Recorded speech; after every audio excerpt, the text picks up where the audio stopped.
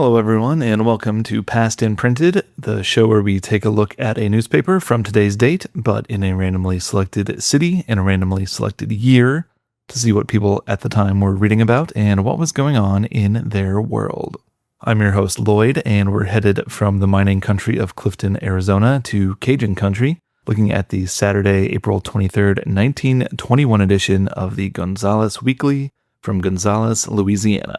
This is a special episode for me, being our first Louisiana paper, because though I lived most of my life in Minnesota and now live in New Jersey, I was actually born and spent my early childhood in Louisiana, so yeah, c'est bon. As per usual, let's get some history and facts about Gonzales. Gonzales is located in Ascension Parish in southeastern Louisiana, about 25 miles southeast of the capital, Baton Rouge, and about 60 miles northwest of New Orleans. If you were unaware, in Louisiana, a parish is generally the equivalent of a county in other states.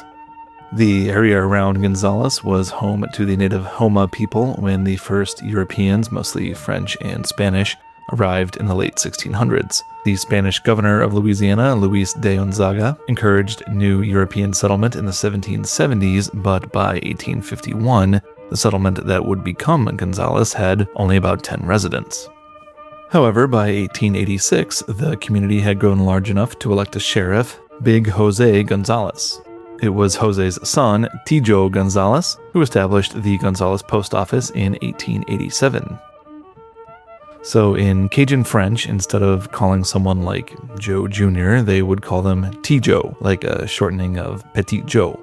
So as a junior myself, I was actually called T-Lloyd by family and friends when we lived in Louisiana. The Louisiana Railway and Navigation Company established a rail line through the area, spurring more growth and development, and Gonzales was laid out and subdivided in 1906. It wasn't until 1922, a year after this newspaper was published, that Gonzales was officially incorporated as a village and elected Tijo Gonzales as its first mayor. In 1968, the first Jambalaya Festival was held, with Louisiana Governor John McKeithen declaring Gonzales the Jambalaya capital of the world. As another little note, jambalaya is probably my favorite Cajun dish, and I make a mean batch myself. In 1977, Gonzales was officially chartered as a city by the state legislature. Since it wasn't incorporated until 1922, I wasn't able to find any population figures for Gonzales in 1921.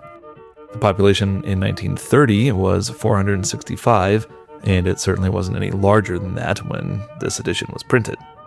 As of the 2020 U.S. Census, Gonzales was home to 12,231 people, and at the time of printing, J.F. Lemieux was the editor and publisher of the Gonzales Weekly. The paper was owned by Joseph Broad, with manager Wellmont Goutreau. And with that, let's go ahead and get into the Saturday, April 23rd, 1921 edition of the Gonzales Weekly.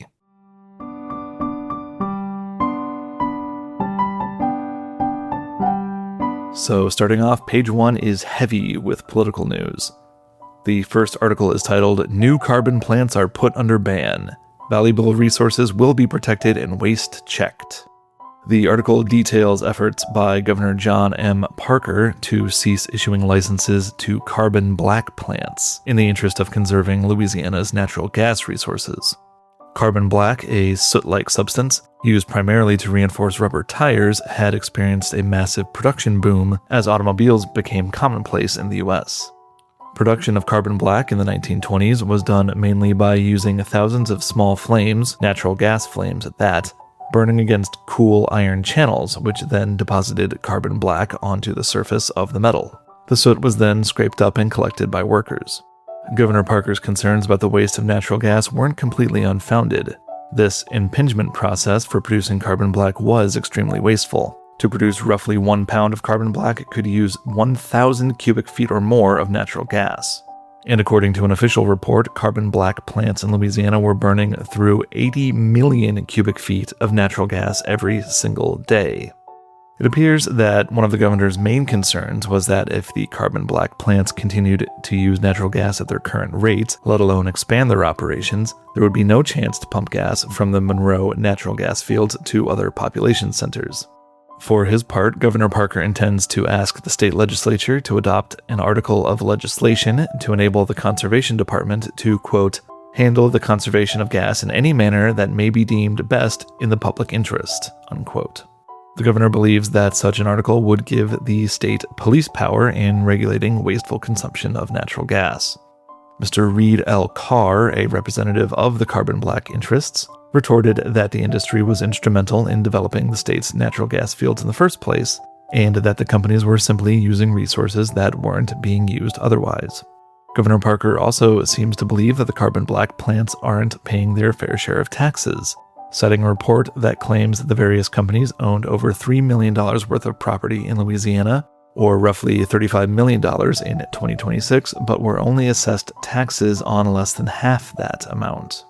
Mr. Carr insists that the companies he represents have recently had their assessments adjusted upwards, and not only that, they have purchased acreage around the Terrebonne gas fields near New Orleans and plan to begin developing there as well. The second column is dedicated almost entirely to an address to Congress, given by the recently elected President Warren G. Harding, a Republican from Ohio, in which he outlined his new administration's foreign and domestic policies. One of the main points of issue was America's participation in the League of Nations, which was sort of a precursor to the UN formed after World War I. The U.S. Senate had refused to ratify the Treaty of Versailles in 1919, mostly due to its opposition to the League of Nations, which President Harding also opposed. That being the case, the U.S. was still technically at war with Germany, Austria, and Hungary as of April 1921. In his speech, Harding stated his intention to have the U.S. sign its own peace treaty with the former Central Powers, which it would via the Knox-Porter Resolution, which resulted in formal peace treaties between the U.S. and Germany, Austria, and Hungary, ratified in 1921. In addition to foreign policy, Harding covered his policies on taxation and tariffs, specifically the revision or repeal of taxes that have, quote, become unproductive and are so artificial and burdensome as to defeat their own purpose, unquote, as well as the immediate enactment of emergency tariffs, though the president stressed that they would be only emergency in nature.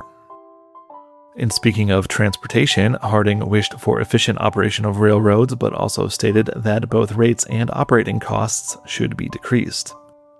The new administration would push for federal regulation of the new aviation industry, but also encourage research and development for military and civilian uses.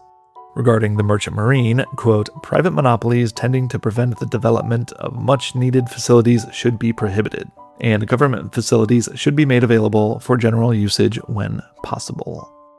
On the topic of military veterans, quote, the American people expect Congress unfailingly to voice the gratitude of the Republic in a generous and practical way to its defenders in the World War, unquote. Harding proposed to expand the utilization of government hospital facilities for veteran care. Regarding the active military, the new administration would focus on, quote, the wish to eliminate the burdens of heavy armament. However, we shall not entirely discard our agencies for defense until there is removed the need to defend, unquote. A drawdown of military force was in line with Harding's campaign slogan, a return to normalcy, and a shift towards American isolationism. In regards to business, Harding espoused his wish for, quote, less government in business and more business in government, unquote. However, he did warn that his government would not be tolerant of restraint of trade or of maintained prices by unnatural methods. Finally, on a topic that many people can sympathize with still 105 years later, the new president stated, quote, the maintained retail cost in perishable foods cannot be justified. Reduced cost of basic production has been achieved, but high cost of living has not yielded in like proportion, unquote. Although his proposal of some suitable inquiry by Congress to speed price readjustment to the normal relationship seems like a less than aggressive approach to tackling a cost of living crisis. After that summary of President Harding's remarks, the Weekly gives a rundown of congressional business of the previous week. Congressional Republicans, who held a 170-seat majority in the House and a 22-seat majority in the Senate, quickly elected Frederick H. Gillett of Massachusetts as Speaker, with Claude Kitchen of North Carolina being elected Minority Leader by the Democratic representatives. Representative Meyer London of New York, the House's only socialist representative, voted present. Bills were introduced to address the following topics. First, the creation of a federal Department of Education, appropriating $15 million, or about $274 million in 2026, to aid states in training teachers, and $7.5 million, or about $137 million these days, for alien Americanization. There was also a bill to establish the metric system as the standard for the federal government for customs, excise, postal, and revenue purposes after 10 years. A bill permitting manufacturers of trademarked goods to fix uniform resale prices. A bill to extend dry law enforcement to the Philippines, meaning like prohibition enforcement. A bill regulating stockyards, meatpacking, and transportation of livestock was introduced by Republican Representative Gilbert N. Haugen of Iowa. Lester J. Dickinson, another Iowa Republican, introduced a bill to tax grain sales at 10%. Finally, a bill forbidding labor strikes that would threaten interstate commerce was introduced by Texas Democrat Thomas L. Blanton. Speaking of Texas, management of the Texas State Railroad passed from the State Prison Commission to a board of managers created by an act of legislature, effective March 12th. If you're as confused as I was about why the Prison Commission was in control of a railway, it turns out that the Texas State Railroad, constructed by prison labor, was originally built in 1883 to transport raw materials for the iron smelter at the Rusk Penitentiary. The railroad was eventually expanded westward from Rusk to Maydell and eventually Palestine, Texas, and incorporated both freight and passenger services, but was never a profitable venture.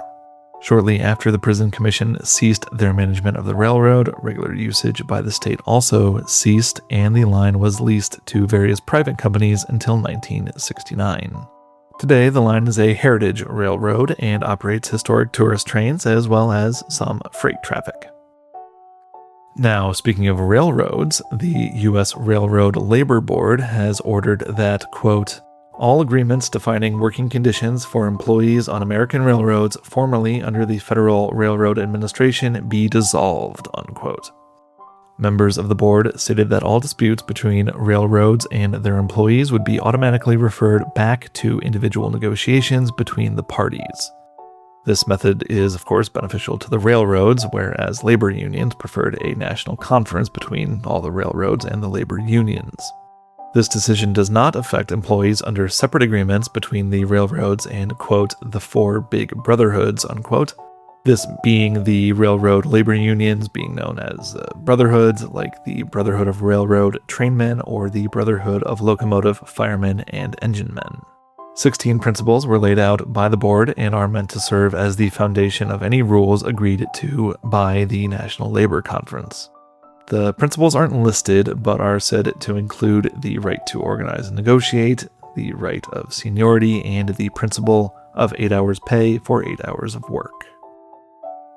Shifting back to Texas, the State Attorney General's office has written an opinion stating that justices of the peace must furnish their own offices except in precincts with more than 75,000 inhabitants per state law. Apparently, this means that county boards, known in Texas as commissioners' courts, are not authorized to pay rent out of county funds for justices of the peace in their respective counties. The next article is completely unrelated to the domestic politics on the rest of the page, and is a report out of Athens, Greece, telling of an attack by 30,000 Turkish troops on Greek positions in eastern Turkey during the, at the time, ongoing Greco-Turkish War. The Greeks apparently stopped a Turkish advance before counterattacking. The Turks withdrew in the face of that counterattack, with the Greeks capturing 6,000 soldiers, 15 officers, 5 artillery pieces, and 12 machine guns. The bottom of the page has a section titled For Hurried Readers, which contains a number of news snippets from around Louisiana.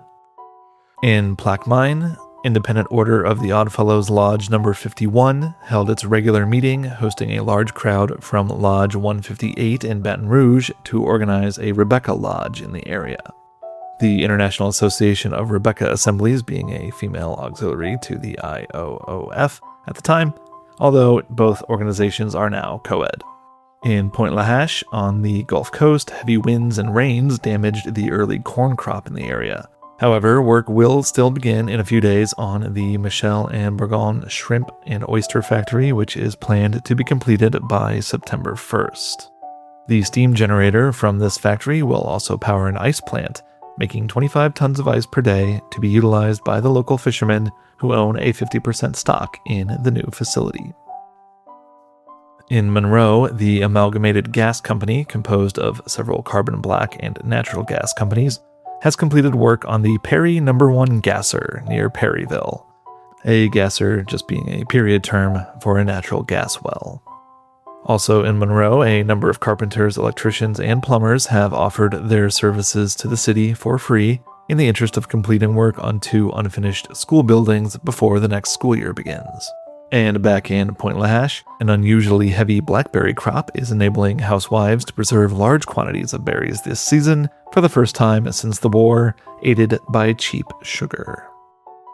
Finally, on the last column of page 1 is the latest report on agricultural commodity prices published by the U.S. Department of Agriculture. It's very long and detailed, but in short, cotton was up 2 points on the week, but May futures were down 22 points. Grain prices declined drastically from April 11th to the 14th, largely due to increased supply from other countries, large expected domestic yields, and decreased export demand. Canadian exporters in particular attempted to sell as much of their wheat in the States as possible before the anticipated tariff bill mentioned in President Harding's remarks to Congress. Prices rallied sharply on Thursday, April 14th, but the outlook remained bearish and finished the week flat. Hay prices were generally steady, but there was light trading and little demand, and a lower grade product was, quote, practically unsaleable, unquote. Animal feed markets were also weak with very little trading. Ideal weather in Minnesota, Wisconsin, and the Northwest permitted more grazing and reduced demand for linseed meal. Cottonseed meal was stronger, but most other forms of meal and animal feed were lower on ample supply and decreased demand. Potato markets were slightly weaker in the northern states. Scarlet potatoes in Chicago remained steady. New York round whites were down 15 cents in New York City trading. Florida No. 1 Spaldings declined in Chicago but were up in New York, and Bliss Triumphs were down in Kansas City. Following the trend, livestock prices were generally lower on the week. Hogs led the retreat, declining 45 to 60 cents per 100 pounds. Beef steers were 25 cents lower, with butcher cows and heifers steady. Lambs were 25 to 50 cents lower. In the wholesale markets, beef and lamb ranged from $2 lower in some markets to $3 higher in others. Mutton ranged from $2 down to up $1, and pork loins varied from $1 down to $1 up. And just as a reference, $1 in 1921 amounts to about $18.26 in 2026. And that is it for page 1 of the Gonzales Weekly, and we're on to page 2.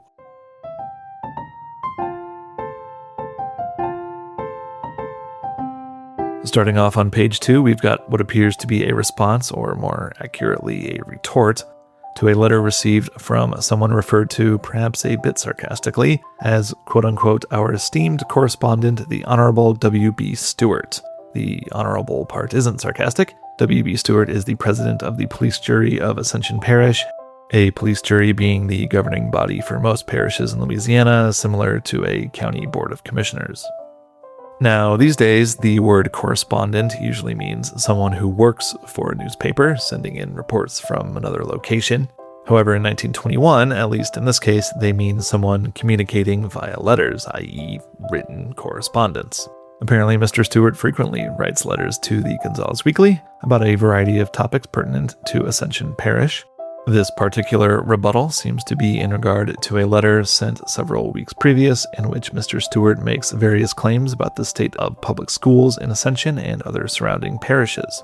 I won't go back and explain a month's worth of banter between the newspaper and Stewart, but in this week's column, the Weekly goes after police jury President Stewart's source of his facts and figures regarding tax assessments and alleges that he mixed up figures and parish names. They assert that instead of citing official numbers from a report of the State Board of Affairs, from which the Weekly itself cites specific pages, Stewart instead got his numbers from the New Orleans newspaper The Times-Picayune. More embarrassingly, Stewart apparently gave figures for Vermilion Parish and ascribed them to Union Parish, and ascribed figures from Vernon Parish to Vermilion Parish. The Gonzales Weekly declares that unless Mr. Stewart gives, quote, authentic information for our consideration, we shall be forced to discontinue editorial notice of his communications, unquote. Then we've got a column of what seems to be humorous remarks that give a little insight into the mindset of the editors of the Gonzales Weekly. It is claimed that the automobile has about abolished the Derby hat, but what can be done about the automobiles? Then we get a little look into their music tastes with this quip: musicians fear that if jazz is to be the substitute for booze, we may be forced back in self-defense to the lesser evil. We also get their oh-so-progressive views on gender roles, saying, there is now considerable argument as to whether the husband of a woman office holder should do the cooking or join a club. Along with this musing, it cost the women of the United States $500 million to primp up in 1920, but it will be recalled that it was a leap year. And what about their thoughts on modern society? Well, quote, there is a new disease called the talking sickness, but it will be hard to convince most people that it is new. Although they're not all curmudgeonly thoughts, this one here on the cost of living is unfortunately valid 105 years later, saying, if the old woman lived in a shoe nowadays, she could get so much rent for it she wouldn't know what to do. And living in the tri-state area, you don't have to tell me twice. After the musings section, there is a section of local news and social snippets, starting off with a wedding announcement. On last Wednesday night of this week, Mr. Israel Roth was quietly married to Miss Valentine Thibault. The happy couple left for New Orleans on their honeymoon. Continuing on, Mr. and Mrs. Richard Babin and the latter's sister, Miss Carrie Broad, motored to Baton Rouge last Wednesday, returning that afternoon. A large delegation of the Calabas school pupils and patrons and all the teachers attended the parish school rally at Gonzales last Saturday, despite the inclement weather. Mrs. Emile Broad and vigorous little son Shelton of Cornerview were the weekend guests of the former's parents. Mrs. O'Neill Gaudry, who was formerly Miss Anicetta Goutreau of Duplessis but now resides in Texas. Don't know if they meant that to rhyme, but that's kind of fun. Anyway, she arrived with her baby last week to spend a while with her old aunt, Miss Leontine Duplessis, and with her husband's relatives. The amateur gardeners of Ascension Parish are advised that an occasional, thorough watering with at least one cultivation after each watering will give better results than a more frequent sprinkling on the surface. We then have a piece clipped from the New Orleans newspaper, the Times-Picayune, which tells of an interesting path to an artistic career. It appears that back in 1917, young Arthur C. Morgan, who lives near Baton Rouge, was target shooting when the spirit of patriotism inspired him to take some nearby red clay and sculpt an image of the Kaiser to take shots at. A friend of the family, who happened to be an artist, saw the prospective target and noted its quote-unquote artistic finish. The friend then arranged for the amateur sculptor/sharpshooter to attend an art course under the tutelage of the celebrated Gutzon Borglum of New York, who is most famous, you might know, for his work on Mount Rushmore, among other public sculptures. There is another article for the local horticulturalists with advice for preventing damping off, which is a fungal disease which apparently affects young vegetables this time of year, late spring. The condition causes stems to rot off and sometimes afflicts eggplants, tomatoes, and peppers so severely that the majority of plants in a crop are killed. According to plant pathologist C.W. Edgerton, the following precautions can keep damping off in check. First, seeds should be planted in rows, and the soil around the young plants should be stirred frequently. Second, placing dust mulch around the plants will prevent a damping off infection. And finally, the plants should get plenty of sunlight, and during the first few weeks after planting should only be watered enough to keep them from wilting. The rest of page 2 is taken up by a short story called Hope, written by Grace Upton. It is a kind of a sickly sweet story about a young woman named Hope who falls in love with a young man, Jimmy Harrison, who lives in her aunt's boarding house. The guy is trying but unable to find a job at a newspaper, and if he doesn't find work soon, he won't be able to pay the rent for his room and board much longer. What's worse, Jimmy has a photo of a beautiful young girl in his room with a message hoping that he'll return to her one day. This causes Hope great vexation. Hope covertly convinces another boarder, Mr. McPhee, a supervisor at a department store, to get Jimmy a job in their advertising department. Christmas comes and goes, and Jimmy is successful in his new position as an ad man, but Hope grows more and more despondent, believing he will soon return to the girl in his photograph. On New Year's Day, Jimmy confronts Hope and asks why she asked McPhee to give him a job and why she left newspapers and other items of encouragement in his room. Hope replies that she simply wanted to help him and to keep him from losing faith in himself, to keep his hope alive, as it were. Jimmy then declares his love for Hope and reveals, in a shocking twist, that the girl in his photograph is simply his loving sister. Jimmy and Hope are marvelously happy, and McPhee ponders if maybe he should find a lady for himself. As Mr. McPhee thinks about a coworker, Miss Dreer, the story ends with, quote, "It was the beginning of Mr. McPhee's happiest year," unquote. And with that almost overly heartwarming tale, we come to the end of page 2 and make our way over to page 3.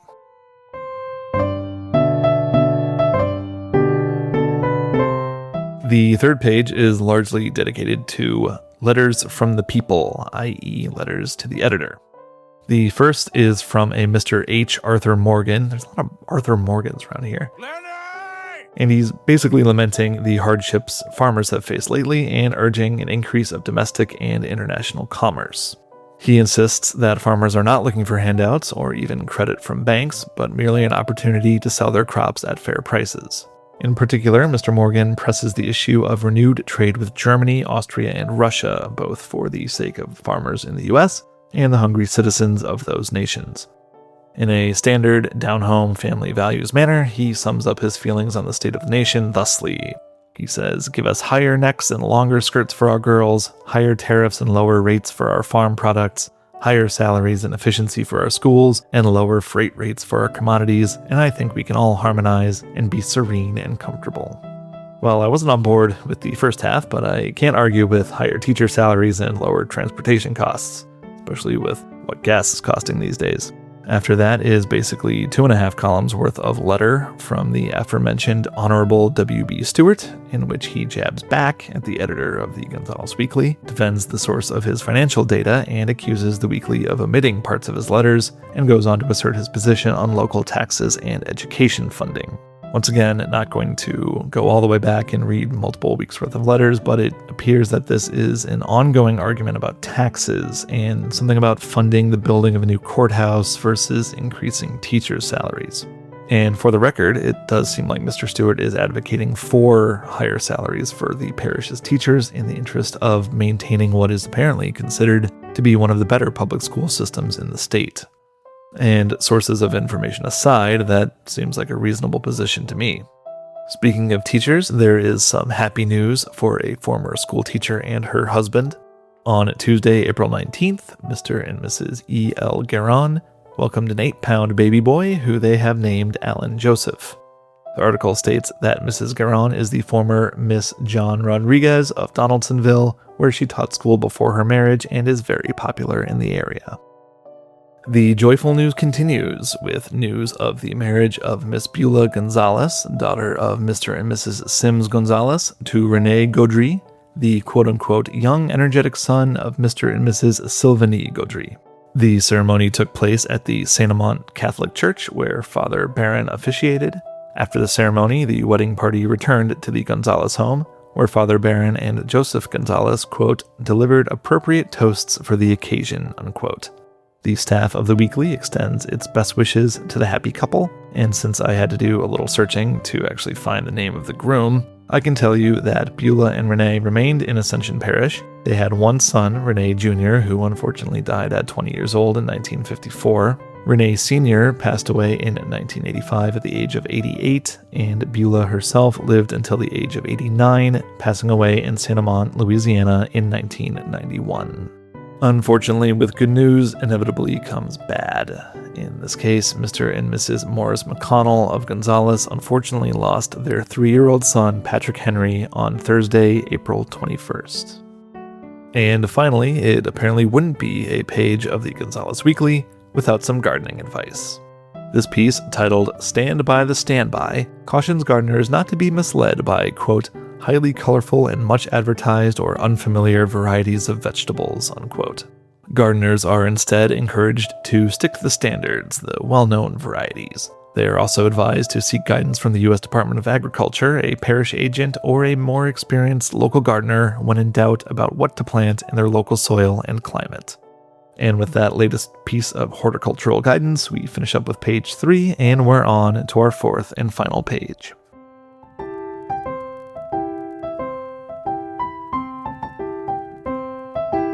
Now, page 4 looks like it has a lot of news, but old-timey advertising strikes again.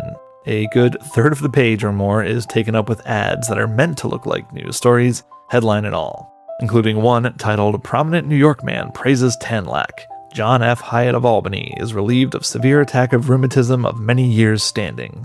And it even has a photograph of the alleged Mr. Hyatt, complete with his home address.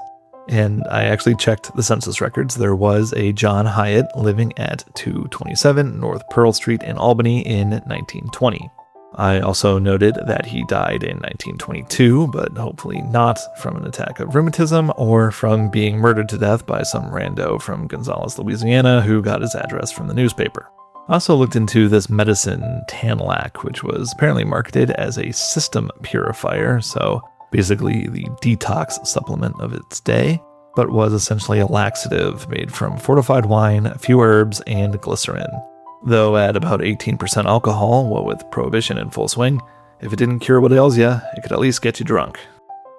There are some non-adverts though, mostly more musings and quips, serving as examples of 1920s humor, such as, "Never ask your husband for money," counseled the old married woman. "I never have to," resorted the young bride proudly. "Charlie's such a darling, he sleeps like a baby all night long." She steals the money when he's sleeping, is what she's saying.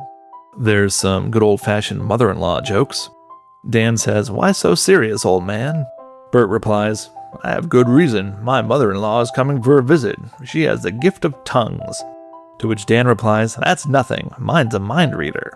If you're a fan of puns, you might like this one. "In a game of hearts, a girl should be willing to let a young man hold her hand." And once again, some commentary on those prices these days. 20 years ago, you could get a ticket around the world for $250. Now, that will hardly take you to the next town. There's also a little bit longer of an anecdote taken from the Chicago Tribune, telling of a young woman on her first trip to New York City told from her perspective. She says, "I was sitting waiting for the time to pass for my train. There came a well-dressed and rather old man who had a bright, burnt orange feather in the ribbon of his felt hat. It being my first trip to the East and not knowing it was the custom for men to wear bright-colored feathers in their hats, I walked up to him and said, 'Pardon me, sir, but you have a feather in your hat.'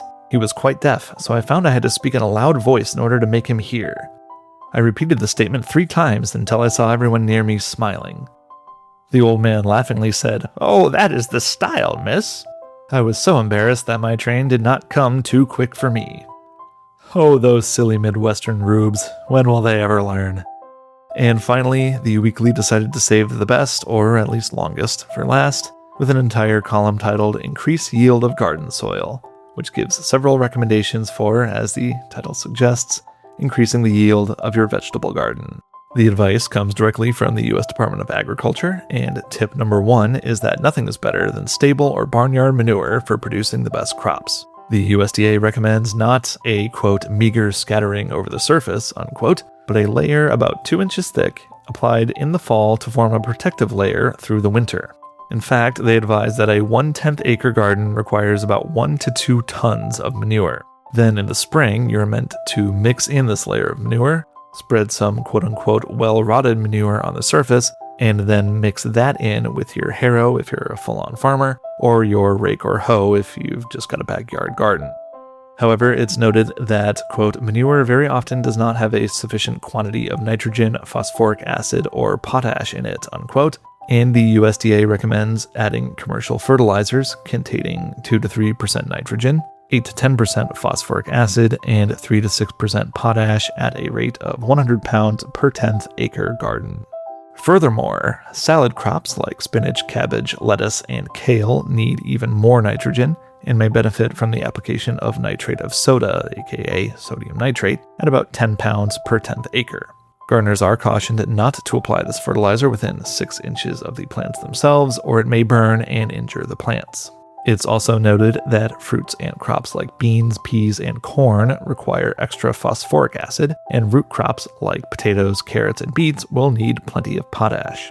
The application of lime, that is crushed limestone, not the fruit, is beneficial to many gardens, but, quote, may injure Irish potatoes, for lime promotes scab, a disease to which they are susceptible, unquote. And finally, vegetable growers are encouraged to plant crops such as clovers, rye, alfalfa, and barley to grow during the fall and winter. These plants apparently gather free nitrogen from the air and store it in the soil. Then in early spring, these crops should be turned under and mixed with the soil. The USDA refers to these crops as quote-unquote green manure. And that is going to do it for the Saturday, April 23rd, 1921 edition of the Gonzales Weekly from Gonzales, Louisiana. I found this one more interesting than I thought I would when I first started going through it. I like that a lot of the pieces are locally relevant and, frankly, echo a lot of the sentiments of people now in 2026. The complaints about the cost of living are particularly pertinent, and the complaints from what I imagine are the older generation about the music these days and new technology and how the young people are dressing just kind of goes to show that whether it's the 1920s or the 2020s, change is threatening and scary to some people. Although some things stay the same, some things change a hell of a lot, such as the Republican president of 1921 advocating for a reduction in defense spending and an increase in funding for educator training, whereas the Republican president of 2026 wants just the opposite, among other things. But I hope you found that interesting as well, and if you did, please consider subscribing on whatever platform you happen to be listening on. You can also follow me on Instagram at past_and_printed. So past and printed, there's an underscore between the words. And instead of an ad, this time I think I'm just going to share some words of wisdom from the editors of the Gonzales Weekly. Of course, there are all kinds of fools, but no man is so versatile as to be all kinds at once. Thanks again for listening to Past and Printed. I've been your host, Lloyd, and I hope your next news is all good news.